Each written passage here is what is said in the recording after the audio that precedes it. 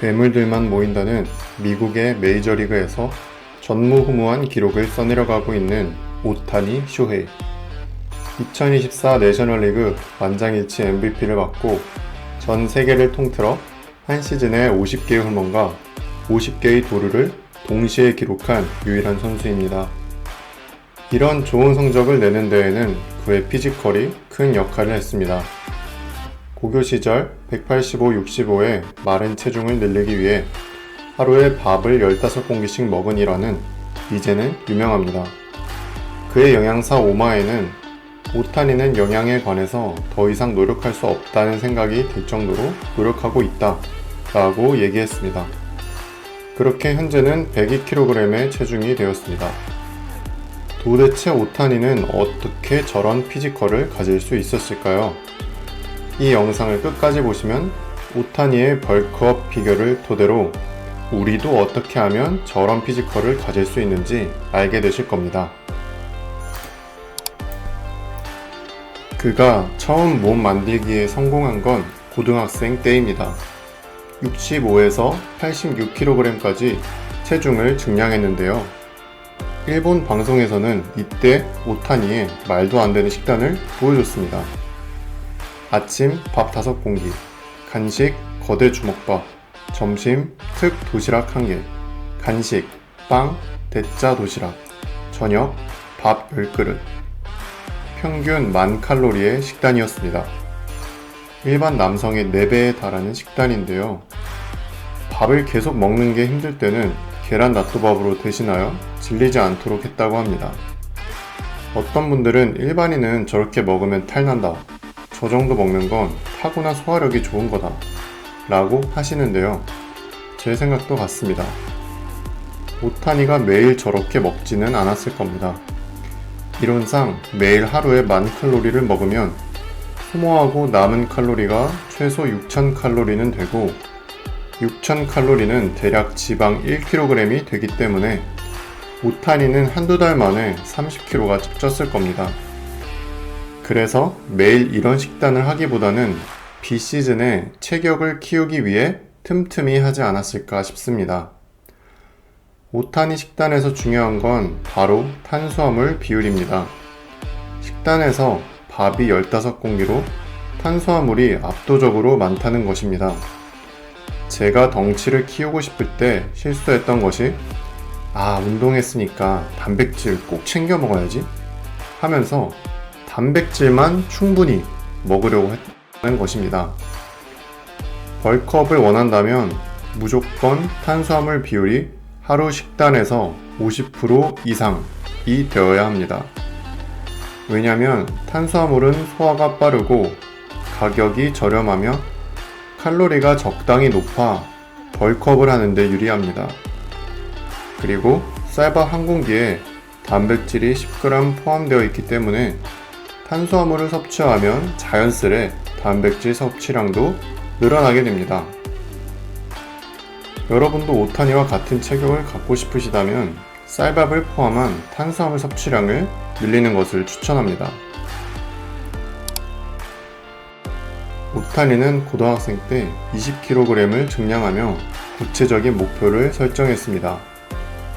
그는 이 만다라트 계획표를 작성했는데요. 중간에 가장 큰 목표를 쓰고 그 목표를 달성하기 위해 세부 목표들로 나누었습니다. 가장 큰 목표는 8개의 구단에서 드래프트 1순위 하기였고 그것을 달성하기 위해 몸 만들기, 멘탈, 재구, 운 등으로 나누어 또 세부 목표로 나누었습니다. 여기서 몸 만들기를 보시면 FSQ 90kg과 RSQ 130kg이 적혀 있는데요. 이건 바로 프론트 스쿼트와 백 스쿼트입니다. 오타니가 몸을 만드는데 스쿼트를 얼마나 중요시했는지 알 수 있는 부분입니다. 스쿼트를 하면 허벅지, 엉덩이, 종아리, 코어를 동시에 사용합니다. 사용되는 근육량이 많을수록 근육 합성 반응이 커지고 전신 대사량이 증가해서 체중 증가에 유리합니다. 또 스쿼트는 짧은 시간에 많은 칼로리를 소모하므로 벌크 없이 필요한 식욕 증가를 돕습니다. 체중이 잘 안 느는 사람들은 운동으로 식욕이 살아나야 식단을 유지하기 쉽습니다. 이를 알고 있었던 오타니는 스쿼트를 구체적인 목표로 삼았습니다. 저는 헬스를 처음 시작할 때 상체 운동만 하고 스쿼트는 등한시하는 실수를 했었습니다. 사레레나 케이블 푸시다운 같은 운동들보다 스쿼트가 체중 증가에 훨씬 유리하다는 것을 몰랐었거든요. 여러분들은 오타니처럼 스쿼트를 꼭 운동 루틴의 기본으로 넣으시길 바랍니다. 지금의 오타니를 보면 상상할 수 없지만 원래 먹는 것에 큰 관심이 없었고 어린 시절에는 소식가였다고 합니다. 오타니 선수의 어머니 가요코 씨는 식욕이 적었던 오타니 선수에게 조금이라도 더 먹게 하려고 식사 시간을 즐거운 분위기로 만들려 노력했다고 합니다. 조금만 배부르면 얼마나 더 먹어야 해? 라고 물을 정도로 많이 먹지 않는 아이였습니다. 편식은 없었지만 식사 자체에 별로 관심이 없었습니다. 대신 우유는 매일 1리터 정도 마셨어요. 그런 오타니 선수지만 훈련으로 몸이 커지면서 식사에도 적극적으로 변했다고 합니다. 저는 많이 먹고 많이 움직이라는 가르침을 받았습니다. 어렸을 때부터 소식에 몸도 매우 말랐기 때문입니다. 하지만 훈련하고 먹으면서 몸이 커지자 몸을 만드는 것에 즐거움이 생겼습니다. 그러면서 식사에도 적극적으로 임하게 되었습니다. 훈련과 식사의 조합으로 결과가 달라지는 게 재미있고 기술에 비해 피지컬은 노력한 결과가 눈에 보이고 실감하기 쉬워서 즐거움이 크죠. 오타니도 처음에 식욕도 없고 마른 체질의 아이였습니다. 하지만 훈련과 식사로 몸이 커지자 즐거움이 생겼고 바로 그것이 식사를 지속할 수 있는 힘이 되었습니다. 우리의 뇌는 예상보다 좋은 결과가 나오면 도파민 분비가 증가합니다. 뇌는 이 경험을 생각보다 좋았던 일로 학습하고 다시 하고 싶다는 동기를 만듭니다. 바로 이런 점이 재미를 느끼게 하고 식단을 유지할 수 있게 도와줍니다.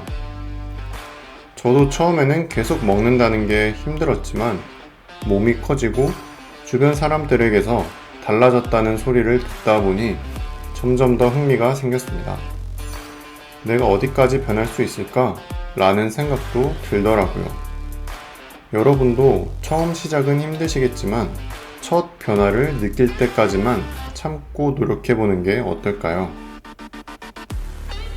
이상 오타니의 피지컬의 비결을 분석해보았습니다. 간단하게 정리해보면 첫 번째, 탄수화물 비중을 하루 식사량의 절반 이상 먹는다. 두 번째, 스쿼트를 한다. 세 번째, 첫 변화까지 참고 해본다. 재미를 느끼면 지속할 수 있는 힘이 생긴다. 입니다. 오타니는 목표는 1등이지만 1등이 되는 것보다 1등을 향해 나아가는 일상이 더 재밌습니다. 연습에서 뭔가를 떠올리거나 뭔가를 할 수 있게 되거나 그런 게 더 재밌고 중요합니다. 세계 1등이 되겠다는 마음으로 설레며 연습하는 그 일상이 재미있습니다. 라고 말합니다. 결과도 물론 중요하지만 그 과정에서 설렘을 느끼고 재밌다고 말하는데요. 목표랑 결과만을 생각하며 살아가는 저에게 필요한 말이라고 생각이 듭니다. 여러분들은 어떻게 생각하시나요? 좋아요와 댓글, 구독은 큰 힘이 됩니다. 감사합니다.